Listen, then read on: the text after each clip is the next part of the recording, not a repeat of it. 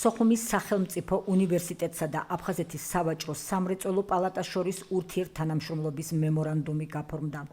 დოკუმენტს უნივერსიტეტის რექტორმა პროფესორმა ზურაბ ხონელიძემ და სავაჭრო სამრეწველო პალატის პრეზიდენტმა გოგიტა თედორაძემ მოაწერეს ხელი.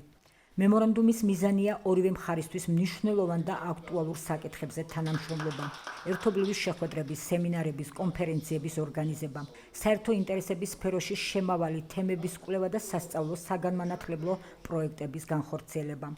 ეს მემორანდუმი გულისხმობს ჩვენი უწყებების ახალ ეტაპზე უფრო მჭიდრო თანამშრომლობას, რომელიც გულისხმობს ჩვენ ხელთ არსებული რესურსების და უნივერსიტეტის ხელთ არსებული რესურსების გაერთიანებას და მათში როგორც უნივერსიტეტისთვის, მათში სტუდენტებისთვის შექმნას პრაქტიკული კურსები ჩვენი ბიზნეს სექტორის გამოყენებით. ჩვენ გვინდა ასე რომ შევთავაზოთ მათ გარკვეული პრაქტიკული განათლების მიღება, გადამზადების მიღება ჩვენს პალატაში გაწევრიანებული წევრი კომპანიების მეშვეობით. ახალგაზრდების გარეშე არაფერი არ იქნება. ახალგაზრდობა ეს არის დღევანდელი და ხვალინდელი დღე. პირველი დღიდან, პირველივე წუთიდან ის არის მონაწილე და ერთ-ერთი თანაავტორი ჩვენი ერთობლივი პროექტების და საქმიანობის.